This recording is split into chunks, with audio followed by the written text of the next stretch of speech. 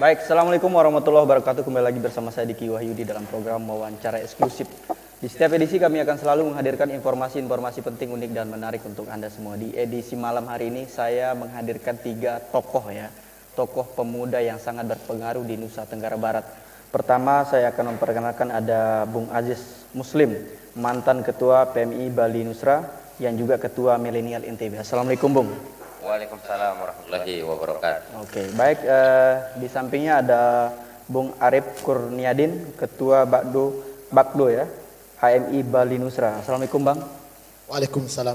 Sehat Bang ya? Oke, saya suka baju warna merahnya Bang. Baik, Siap. berikutnya di sampingnya ada Al Mukmin, Ketua GMI NTB. Assalamualaikum Bung. Waalaikumsalam Bang. Oke, kita di edisi kedua ini ketemu lagi di Siap-siap. sore dan malam hari ini. Pertama saya mengucapkan kebahagiaan yang luar biasa atas kita semua ya. Kita memiliki satu pemahaman pandangan yang sama karena kita hari ini menjadi tuan rumah ya dari kegiatan KTT G20 yang berlangsung di Bali. Kita juga menjadi bagian dari provinsi tetangga ya, dari kegiatan yang jarang sekali terselenggara di negara kita, dan ini merupakan momen bersejarah untuk kita semua untuk tentunya mendukung kegiatan itu. Baik, di edisi malam hari ini kita mengangkat tema Pemuda dan Mahasiswa NTB mendukung pelaksanaan KTT G20 di Bali. Baik, pertama saya ingin ke yang mantan dulu ya, Ketua Milenial ini, Ketua Milenial. Tentunya kita ingin mendengarkan penyampaian Bung. Saya ini sebenarnya secara usia senior saya sebenarnya. Oke, tentu di forum kita pada malam hari ini kita sepakat bahwa kita sangat mendukung pelaksanaan kegiatan yang berlangsung sekali lagi di Bali itu. Apa hal positif yang diperoleh dari kegiatan KTT G20 menurut Bung? Baik, assalamualaikum warahmatullahi wabarakatuh. Waalaikumsalam. Saya simpel dan mungkin dari tahun lalu KTT G20 ini sudah ditunjuk Indonesia sebagai tuan rumah. Ini salah satu momentum pertama kali Indonesia menjadi tuan rumah di G20 semenjak tahun 1918. Jadi momentum G20 ini bagi saya dari 20 negara, kalau kemarin pas P20 itu saya dengar sambutan Presiden Joko Widodo itu sudah 17 kepala negara yang terkonfirmasi hadir di G20. Jadi bagi saya G20 ini kenapa kita harus dukung sebagai anak muda dan sebagai mahasiswa. Kenapa kemudian harus didukung KTT G20 ini? Ini adalah bagi saya harapan pemuda khususnya di NTB itu bisa menjadi konsolidasi pertumbuhan ekonomi secara global ketika muncul 2023 akan ada resesi ekonomi. Jadi bagi saya G20 ini ketika nanti G20 ini terlaksana mulai tanggal 15 sampai tanggal 20, jadi harapan besar saya itu konsolidasi 20 negara, bahkan ada undangan khusus di negara-negara tetangga seperti Spanyol, Ukraina. Nah, tuan rumah G20 ini harus bisa melakukan konsolidasi untuk pertumbuhan ekonomi secara global, secara internasional. Ketika muncul 2023 ada ancaman resesi ekonomi, ini artinya bahwa agenda G20 ini harus diseriusi untuk melakukan konsolidasi secara serius, secara menyeluruh, secara mendunia. Kenapa kemudian G20 ini harus kita dukung dari seluruh lapisan pemuda, mahasiswa, masyarakat, bahkan dari kita harus sosialisasikan bahwa karena jutaan bahkan miliaran rakyat akan menunggu hasil konferensi tingkat tinggi KTT G20 ini untuk bisa menjadi pertumbuhan ekonomi secara global. Kalau sekarang misalkan kemarin Bank Dunia yang saya baca itu pertumbuhan ekonomi 4,1 Bahkan ketika ada perang Rusia dan Ukraina, itu padahal baru dua negara yang muncul yang berperang dari awal 2020 sampai hari ini masih diserang Ukraina. Bahkan ini sudah menunjukkan secara ekonomi, secara global, udah turun yang dirilis oleh Bank Dunia 2,9%, yang semulanya 4,1%. Artinya secara pertumbuhan ekonomi ini jika terus-terusan terjadi ada perang antar negara, maka pertumbuhan ekonomi secara global ini akan goyang. Maka bagi saya ini akan gawat pertumbuhan ekonomi. Bagaimana dengan nasib rakyat seperti kami hari ini? Ketika rakyat hari ini, ketika krisis ekonomi melanda dunia, bagaimana nasib-nasib rakyat yang tidak punya, misalkan kayak kami yang bukan PNS, kayak kami yang bukan abdi negara, bukan Polri dan lain sebagainya. Jangan sampai hanya negara ini ingin menyelamatkan para abdi negara, tapi tidak melihat bahwa rakyat, miliaran rakyat, jutaan rakyat ini menunggu hasil kooperatif tingkat tinggi ini untuk menjadi pertumbuhan, ada muncul hasilnya pertumbuhan ekonomi secara global. Nah, itu satu dari harapan saya. Nah, yang kedua bahwa Presiden Joko Widodo ini harus kita apresiasi. Kenapa kemudian kita apresiasi? Beliau itu mampu tampil dan berani menjadi garda terdepan untuk perdamaian dunia, hadir ke Rusia, hadir ke Ukraina. Itu artinya bahwa Presiden Indonesia ini muncul menjadi salah satu pelopor perdamaian dunia. Jadi harapan saya di G20 ini ada muncul hasil yang soal pertumbuhan ekonomi, dua soal kenyamanan orang bernegara, orang dilindungi oleh negara, orang berpendapat tidak diancam oleh pemerintah, tidak diancam oleh negara, bahwa bebas berpendapat dan memberikan support terhadap pemerintah itu bagian dari sumbangsi terhadap masyarakat. Jadi kalau kita berbicara soal ekonomi secara global ini, maka tentu sekali bahwa kalau bicara Indonesia misalkan dari demokrasi, dari rakyat oleh rakyat untuk rakyat, maka tentu yang paling tertinggi itu ada keputusan ada di tangan rakyat. Tapi seolah-olah rakyat ini tidak punya legitimasi ketika mereka berpendapat untuk memberikan sumbangsi terhadap negara ini. Jadi harapan saya di G20 nanti itu Indonesia itu sebagai tuan rumah menunjukkan bahwa satu soal kenyamanan tamu, menyambut soal kenyamanan tamu, dua memberikan fasilitas untuk mendiskusikan soal perdamaian dunia ini, soal memastikan soal pertumbuhan ekonomi, untuk memastikan bahwa ada ancaman resesi ekonomi itu sudah ada pikiran 1-2 langkah untuk mengantisipasi bagaimana resesi ekonomi di 2023. Dan saya berharap kepada seluruh pimpinan negara yang hadir besok di KTT G20 itu bisa mendamaikan perang Rusia dan Ukraina, karena itu mulai awal dampak pertumbuhan ekonomi kita yang dirilis oleh Bank Dunia turun. Mungkin itu saja dulu. Siap. Terima kasih Bung Aziz ya, lebih menggebu daripada saya sebagai pembawa acara ya. Oke, baik, berikutnya tentu tidak kalah semangat lagi ada Bung Arif ya.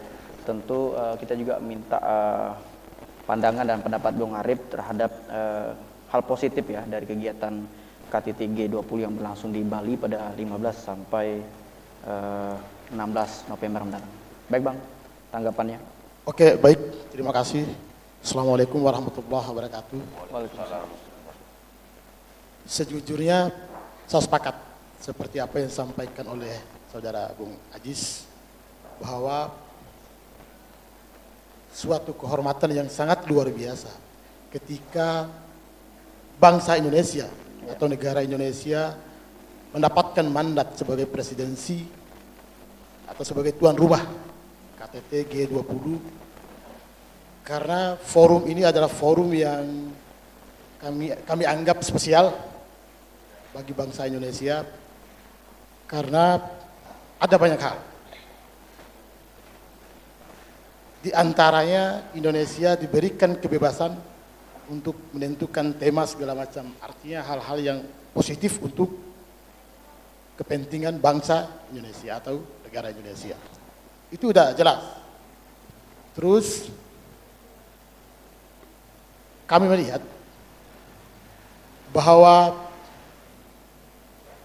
bangsa Indonesia yang dikomandai oleh Bapak Jokowi benar seperti apa yang disampaikan oleh Bung Ajis, bahwa Presiden Jokowi punya niatan baik menjadi pelopor perdamaian.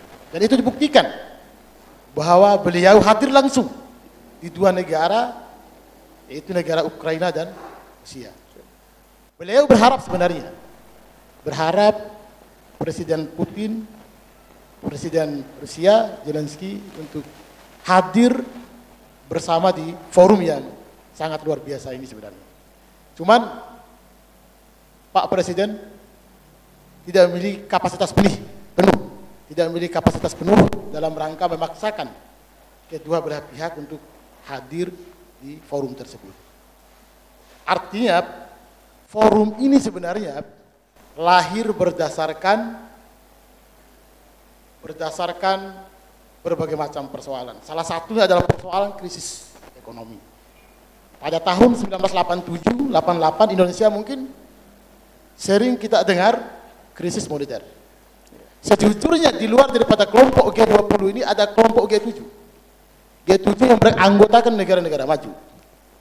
Cuman kelompok G7 tidak mampu menjawab tantangan zaman terkait dengan persoalan dinamika yang terjadi, yang dialami, yang dihadapi oleh dunia pada saat itu, termasuk bangsa Indonesia. Maka perlu dilibatkan negara-negara berkembang, salah satunya Indonesia. Sekali lagi saya perlu ingatkan dan sampaikan kepada seluruh rakyat Indonesia, Indonesia adalah salah satu kehormatan yang luar biasa karena menjadi presidensi atau salah satu perwakilan di Asia Tenggara. Yang selanjutnya saya ingin menyampaikan juga bahwa banyak dampak positif yang akan dirasakan oleh bangsa Indonesia, oleh negara Indonesia, wabil khususnya Bali Nusra. Apa dampaknya? Jelas di berbagai macam sektor. Beberapa waktu yang lalu, beberapa tahun yang lalu, Republik Indonesia dilanda oleh pandemi COVID-19. Artinya pertumbuhan ekonomi pada saat itu sangat luar biasa terancamnya, bahkan menurun.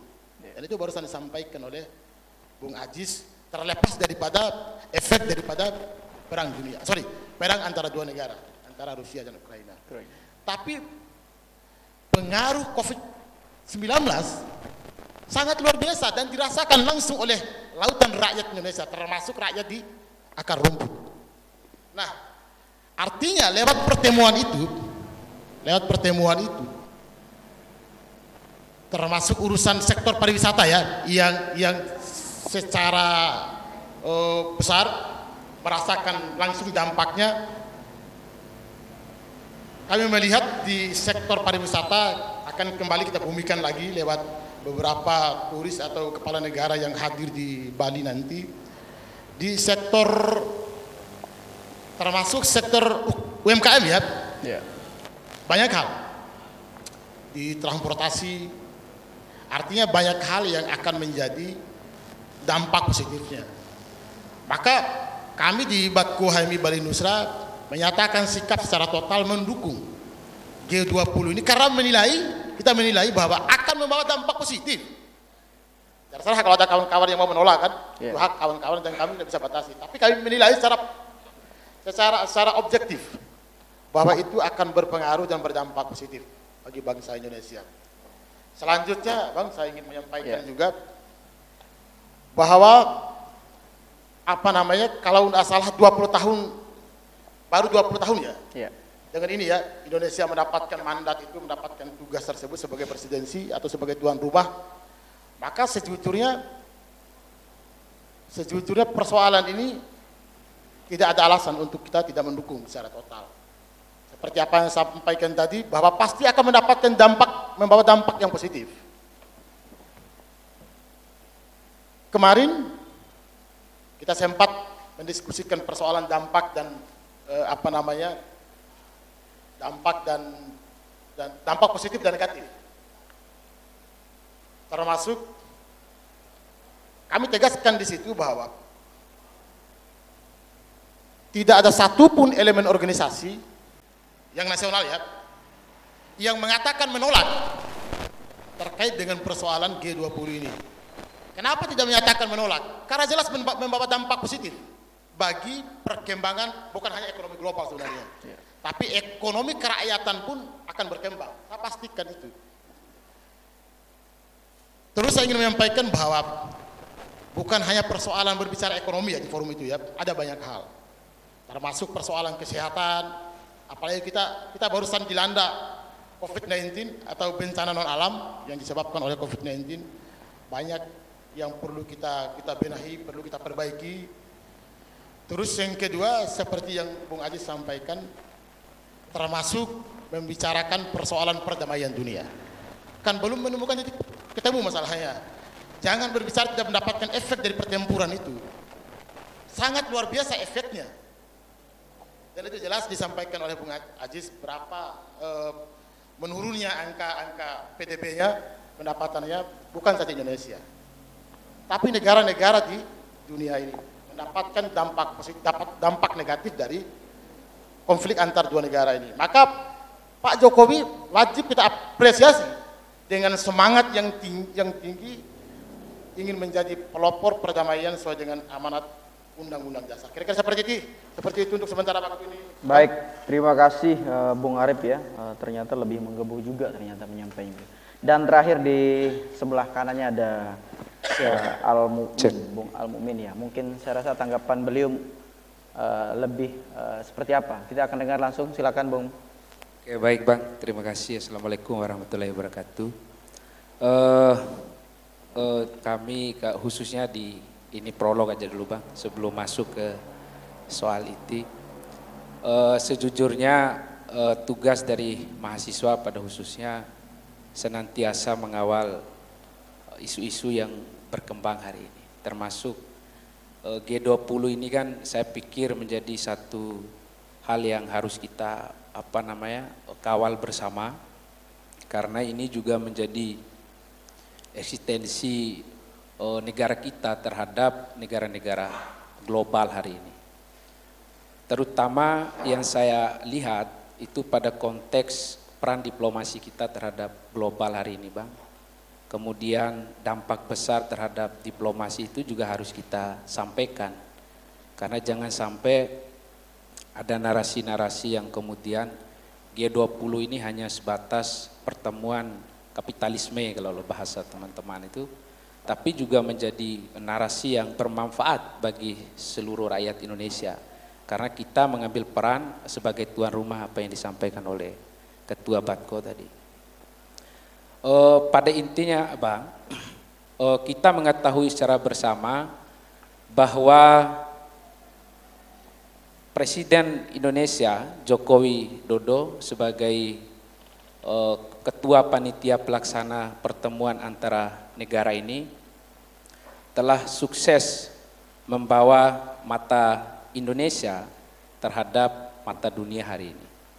Karena dengan pertemuan-pertemuan macam G20 ini saya pikir membawa efek besar bagi bangsa Indonesia, bukan hanya pada target soal ekonomi tetapi juga posisi diplomasi kita terhadap dunia hari ini yang terjadi resesi bukan hanya pada sektor ekonomi tapi juga geopolitik dunia kita hampir tidak memiliki satu arah Bang.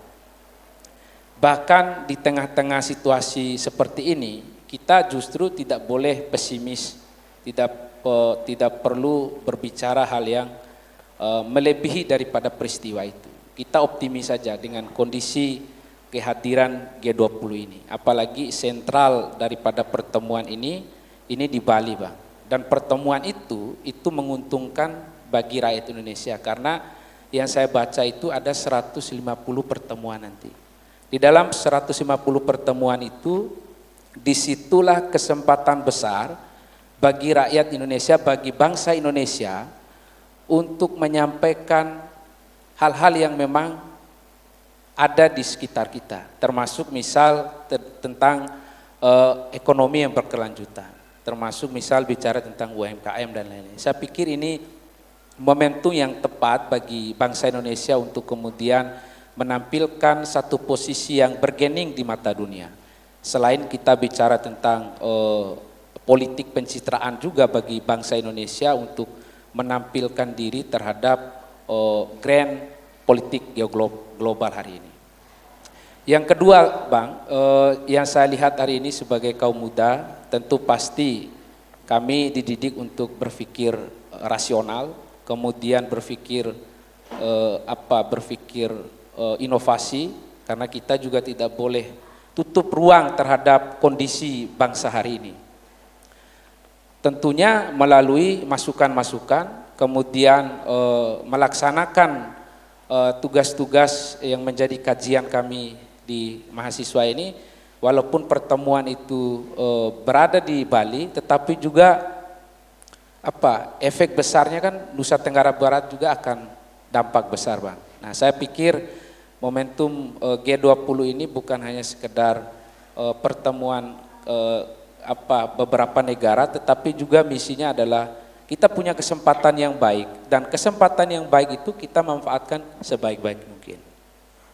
Yang ketiga, Bang, ini bicara tentang posisi kita lagi di dunia, karena sekarang kita sadari secara bersama apa yang saya tidak keluar dari apa yang disampaikan oleh ketua-ketua tadi, bahwa Indonesia ini sangat punya peran penting di dalam merumuskan agenda-agenda dunia sebenarnya, karena sesuai dengan amanat undang-undang sudah jelas bahwa apa yang dilaksanakan oleh Presiden Republik Indonesia Joko Widodo hari ini sudah menjadi satu amanat dan cita-cita kita secara bersama. Dia menunjukkan bahwa bangsa Indonesia ini di dalam krisis ekonomi kita, tetapi dia juga ikut terlibat di dalam proses mendamaikan dunia hari ini. Kita punya kesempatan kedua sebenarnya, Bang, bukan hanya satu, bukan hanya problem ekonomi, tetapi juga kita siap hadir di tengah-tengah dunia hari ini, kita sampaikan apa yang memang perlu kita sampaikan, termasuk perang besar antara Ukraina dengan Rusia. Ini saya pikir dua hal ini sangat menarik. Ekonomi dengan konflik ini menjadi target bagi bangsa Indonesia, menjadi target kita secara bersama. Selain juga di dalam pertemuan 150 tadi, mungkin dari beberapa negara akan menyampaikan soal sektor kesehatan, misal pendidikan dan lain. Tidak mengurangi daripada pembicaraan itu, Bang. Tapi pembicaraan di dalam G20 kita pastikan adalah pembicaraan tentang ekonomi, kemudian kesehatan dan pendidikan. Nah, saya pikir itu kesempatan yang baik bagi kita, dan terutama di GME ini kami mendukung sepenuhnya terlaksananya kegiatan itu. Baik, terima kasih. Saya akan kembali bergeser ke Bung Aziz ya. Tentu kalau kita dengar dari penyampaian tiga narasumber tadi, mereka sangat mendukung tentunya. Tapi di baliknya semua, tentu kita semua ya bangga sebagai putra dari NTB ya, sebagai tetangga dari Provinsi Bali yang menjadi tuan rumah pada saat ini. Kira-kira kebanggaan yang bisa dibagi kepada publik atau masyarakat luas soal bangganya kita sebagai tuan rumah hari ini seperti apa Anda bisa bagi kepada adik-adik mahasiswa dan pemuda di luar sana, Bang? Kalau saya begini ya, yang kita bisa banggakan dan yang saya bisa bagi, mungkin kalau dari seluruh teman-teman mahasiswa atau UKP dan lain sebagainya, itu bagi saya menjadi kebanggaan ketika kalau saya misalkan ada yang undang di masing-masing kampus, apa kebanggaan ketika Indonesia sebagai tuan rumah KTT G20. Saya jelas bangga dan saya akan membagikan bahwa Indonesia mampu melakukan konsolidasi diplomasi politik, bisa ditunjuk sebagai tuan rumah G20, menunjukkan bahwa Indonesia adalah negara maju. Bukan hanya saja Indonesia ini menjadi negara yang sering kita diskusikan di mana-mana bahwa negara Indonesia belum maju. Kita kadang-kadang ada bagian orang yang kritis itu Indonesia belum merdeka karena masih sampai di gerbang dan lain sebagainya. Tapi jelas bahwa Indonesia ini adalah negara maju, negara merdeka yang kemudian mampu melakukan diplomasi politik sehingga bisa ditunjuk sebagai tuan rumah. Jadi kalau ada yang menolak soal G20 ini, berarti mungkin secara secara globalisasi atau secara pengamatannya mungkin agak jarang berdiskusi soal bagaimana kemajuan Indonesia. Jadi saya ini bukan juga orang pemerintahan, tapi yang dilakukan oleh Presiden Joko Widodo ini, jadi kalau orang yang membaca dan menganalisa gerakan Presiden Joko Widodo ini sangat luar biasa. Tadi saya sampaikan bahwa Presiden Joko Widodo ini bisa menjadi pelopor perdamaian dunia. Kenapa kemudian bisa menjadi pelopor perdamaian dunia? Tidak tanggung-tanggung dengan ancaman itu. Kalau kepala negara ini misalkan ada sesuatu ketika dia mendatangi negara konflik sedang perang, ada sesuatu, kan bisa hancur nama negara ini. Tapi Jokowi itu tidak tanggung-tanggung mendatangi Ukraina dan Rusia. Itu artinya diplomasi politik yang dilakukan oleh Presiden Joko Widodo itu sangat settle, sangat luar biasa. Itu harus diidolakan oleh para anak muda yang menjadi generasi bangsa ini. Itu yang pertama. Yang kedua yang kami bisa bagi kepada mahasiswa dan masyarakat, bahwa di G20, KTT G20 pertemuan kepala negara ini, itu dia pasti akan berbicara soal sektor ekonomi yang pertama. Itu wajib. Ini bukan sunat lagi kalau soal sektor ekonomi. Karena maju dan mundurnya negara, baik dan buruknya negara, maka tergantung dari sektor ekonomi. Jadi bagi saya kalau sudah sektor ekonomi kita ini bagus, settle, ketika ada lagi muncul yang saya sampaikan tadi bahwa akan muncul ancaman soal resesi ekonomi 2023, tapi ketika di KTT G20 ini dibahas soal bagaimana langkah kita untuk melawan misalkan resesi ekonomi, untuk dampak perkembangan ekonomi terhadap masyarakat, terhadap UMKM, terhadap pariwisata, pendidikan dan lain-lain, maka tentu ini sangat luar biasa bahwa yang semulanya dari pertumbuhan ekonomi yang saya katakan tadi dirilis dari Bank Dunia, baru ada 2 negara yang cekcok, ini sudah pertumbuhan ekonomi dunia ini sudah turun ke 2,9% yang dari semula 4,1%. Jadi kalau misalkan nanti seluruh kepala daerah itu berbicara soal ekonomi global, jadi pasti negara itu ketika ekonominya settle,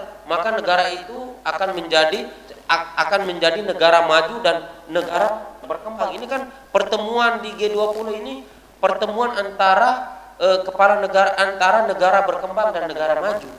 Jadi artinya kalau ada pertemuan diplomasi politik seperti ini untuk membicarakan soal dunia global, maka tentu bagi saya bahwa positif yang akan dimunculkan, bahwa yang akan didapatkan oleh Indonesia itu sangat luar biasa dan sangat positif yang dilakukan oleh Presiden Joko Widodo. Kalau misalkan begini, anggapannya, kalau kemarin ketika ke Ukraina dan ke Rusia, Presiden Joko Widodo, anggap aja ketika ada gejolak yang mengancam Presiden Republik Indonesia, apa kata dunia, apa kata masyarakat Indonesia, tapi beliau itu mampu menjadi garda terdepan, melakukan pertemuan, diplomasi politik yang dilakukan sama Pak Presiden, terus sekarang mendatangkan dengan sudah finalnya sebagai tuan rumah G20 besok pembukaan tanggal 15, ini dengan persiapan serapi mungkin di Bali, maka itu tentu bahwa membuktikan bahwa negara Indonesia ini negara maju dan berkembang, karena membuat tamu nyaman, kepala-kepala negara ini sangat nyaman dengan KTT G20. Bahkan beberapa kepala daerah, misalkan kalau saya sebut salah satu kepala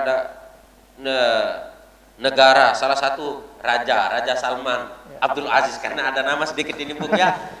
Beliau kan kalau nggak salah tahun lalu ke Indonesia. Jadi beliau sekarang udah terkonfirmasi 17 kepala negara itu yang hadir, salah satunya Arab Saudi, Argentina, itu mereka sudah terkonfirmasi. Artinya bahwa Indonesia ini memberikan kenyamanan terhadap tamu, memberikan keamanan terhadap tamu, apalagi sekelas tamu negara. Itu artinya tidak mungkin terkonfirmasi Raja Salman Abdul Aziz ini datang lagi ke Indonesia kalau tidak ada kenyamanan, tidak ada keamanan di negara Indonesia. Mungkin itu saja dulu. Oke, terima kasih Bung Aziz. Mungkin saya geser ke Bung Arif. soal kebanggaan kita Bang sebagai tuan rumah, kemungkinan apa yang bisa Abang sampaikan kepada junior mahasiswa adik kita, kan tokoh pemuda ya, pemuda yang ada di Nusa Tenggara Barat Bang.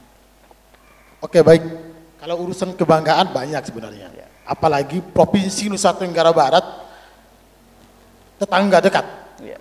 Provinsi Bali, ini suatu kehormatan, bukan saja NTB sebenarnya, tetapi NTT juga. Suatu kehormatan bagi Bali Nusra. Lewat pertemuan tersebut, saya pikir kalau kita presentasikan satu persatu kebanggaan itu tidak bisa habis, saking banyaknya. Tadi saya sindir tadi persoalan UMKM, persoalan pariwisata yang paling menonjol ya. Karena dampak daripada pandemi kemarin memang sangat luar biasa, efek negatifnya bagi perkembangan pariwisata. Turis-turis mancanegara itu kan antisipasi semua datang ke Indonesia. Bahkan bukan beberapa tahun yang lalu ya, bahkan masih ada sebenarnya, masih ada turis-turis mancanegara yang masih khawatir datang ke Indonesia, khususnya di Bali sebagai pariwisata nasional ya. Yeah. Nah, lewat pertemuan ini ya kita akan tunjukkan, karena tidak bisa dipisahkan ketika beberapa kepala negara datang ke Indonesia pasti akan mengkaitkan dengan keberadaan pariwisatanya, UMKM segala macam, termasuk negara Indonesia ini negara yang majemuk. Apalagi di Bali kan, Bali kan mayoritasnya Hindu. Itu akan menjadi contoh yang sangat luar biasa betapa hebatnya Bali dan Indonesia, ya kan, bisa hidup rukun, bertetangga, toleransi yang sangat tinggi segala macam, akan menjadi barometer bagi negara-negara lain yang selama ini masih anti toleransi. Nah, selanjutnya untuk NTB saya pikir akan mendapatkan dampak positifnya. Karena saya pikir berapa jam dari Bali ke sangat dekat ke Lombok kan. Saya pikir kalau pakai kapal cepat kan 3 jam kalau tidak salah. Yeah. Artinya pasti yang sudah bosan di Bali bisa berwisata ke Lombok atau Pulau Sumbawa. Artinya itu suatu kehormatan dan kebanggaan bagi kita semua. Karena apa ya? Saya mau bicara banyak masalah kebanggaan ini, terlalu banyak masalahnya. Saking bangganya. Saking bangganya kita ini. Karena tidak Bali dipilih menjadi tuan rumah tidak sembarang itu. Karena dianggap mungkin Bali sedikit agak sehat ya, agak sehat dalam persoalan ekonominya ketimbang daerah-daerah yang lain mungkin.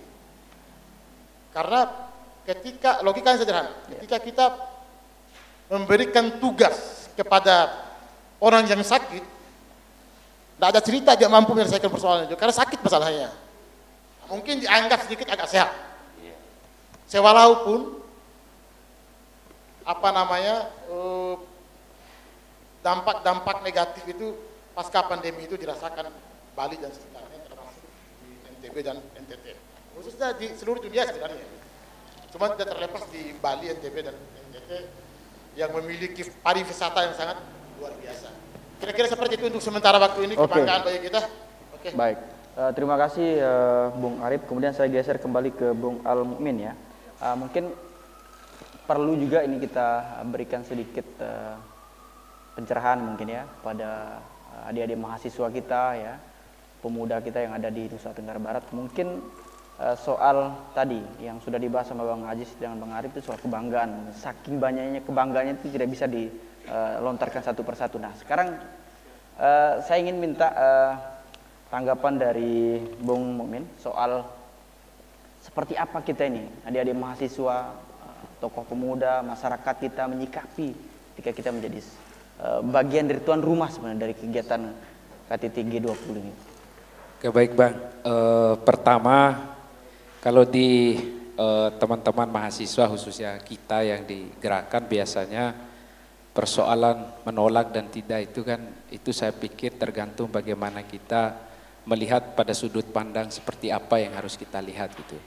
Tapi kalau kita melihat pada situasi global, justru ini menguntungkan bagi bangsa kita karena ini pertemuan bukan pertemuan macam pertemuan agenda-agenda biasa. Ini bagi saya diplomasi menghadirkan 20 negara itu bukan masalah sepele sebenarnya. Ini butuh wacana diplomasi yang kuat sebenarnya. Apalagi G20 ini murni lahir daripada situasi global kita, situasi ekonomi global kita.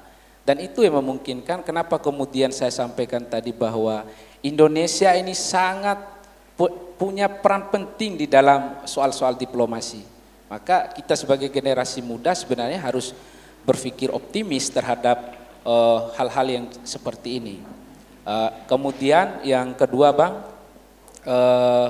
saya tidak bisa membatasi ruang mahasiswa di dalam konteks menyampaikan apapun di dalam melihat pertemuan ini. Tetapi saya sebagai Ketua GMNI justru melihat berbeda dengan situasi sebelumnya. Kalau melihat konteks WSBK, kemudian MotoGP dan lain-lain, saya pikir banyak hal yang harus kita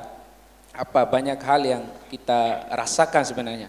Apalagi pertemuan-pertemuan macam ini bukan menghadirkan sekelas menteri-menteri, tetapi menghadirkan kepala-kepala negara yang punya otoritas penting di dalam menentukan kebijakan-kebijakan negaranya masing-masing. Nah, di dalam pertemuan inilah Indonesia bisa mempersonding ya agenda-agenda kita sebagai rakyat, justru agenda-agenda kita yang ada di Nusa Tenggara Barat pada khususnya atau di Sebali Nusra atau dari 150 pertemuan tadi kita bisa menitipkan persoalan-persoalan apa yang harus kita sampaikan di dalamnya. Nah, forum-forum seperti ini kan perlu sebenarnya. Forum-forum pertemuan seperti ini penting saya pikir ya. Kalau bisa anak-anak muda kayak kami ini juga harus ikut terlibatkan. Karena saya pikir begini Bang, pertemuan ini jangan hanya melibatkan pemerintah saja, tetapi juga kita harus pertanyakan peran kita di mana. Ini yang harus kita ambil alih sebenarnya Bang. Manfaatnya kan besar, tinggal bagaimana kita ini mau ambil di bagian mana. Kita mau bangun apa gitu, kita mau bangun ekonomi misal, kita mau bangun UKM misal, kan tinggal kita mau apa tidak, itu aja saya pikir. Nah kemudian yang terakhir Bang, bicara tentang tadi soal narasi ada mahasiswa yang kemudian menolak, kemudian bla bla, ini pertemuan ini adalah pertemuan bandit kapitalisme, ini hanya merampas kekayaan alam kita. Ya saya pikir ini zaman sudah berubah Bang. Saya orang mungkin tiap hari bicara tentang kapitalisme, imperialisme dan lain-lain, tapi juga saya harus melihat pada sudut pandang yang memang rasional, ya kan, yang menguntungkan. Kita ini tidak benci investasi, kita tidak benci terhadap asing dan ASEAN, tapi kita benci terhadap satu sistem yang kemudian yang tidak menguntungkan bagi rakyat. Nah, apabila G20 ini justru bermanfaat bagi rakyat Indonesia, ngapain kita harus tolak? Ya kan? Ngapain kita harus teriak-teriak? Justru kita menolak dengan teriak-teriak itu, kita menunjukkan di mata dunia kita ini belum selesai pada soal kemajuan itu. Kita belum selesai pada satu perubahan besar bagi bangsa ini. Karena memang betul Bang, anak muda itu tidak boleh mati di dalam ruang-ruang seperti ini, tetapi tidak boleh juga kita ketinggalan satu informasi. Justru informasi itu datang hanya sekali. Karena saya pikir pertemuan ini mungkin ya, 2 kali pertemuan mungkin Indonesia tidak bisa jadi tuan rumah Bang. Karena kesempatan yang saya lihat hari ini bukan kesempatan untuk daerah saja Bang, tetapi kesempatan bagi bangsa Indonesia untuk kemudian berdiri di tengah-tengah bangsa dunia hari ini. Kita menampilkan satu inovasi yang justru dinilai oleh negara-negara maju hari ini bahwa Indonesia sudah siap menjadi negara maju. Itu yang saya lihat di dalam konteks motivasi kami sebagai mahasiswa misalnya. Kiranya begitu. Oke, baik. ini kita sudah masuk di sesi terakhir ya. Saya minta tanggapan Bung Arif ya. Closing statement dalam momen ini kita akan menuju pada tanggal 15 November mendatang. Kita akan kegiatan akan berlangsung di Bali, tepatnya dari tanggal 15, saya ulangi, tanggal 15 sampai dengan 16 November. Bang, closing statement apa yang mau disampaikan kepada kita semua terhadap momen ini? Oke, baik. Pertemuan ini adalah sebuah pertemuan yang membahas segala bentuk yang positif. Maka tidak ada alasan untuk tidak mendukung salah satu. Karena mengingat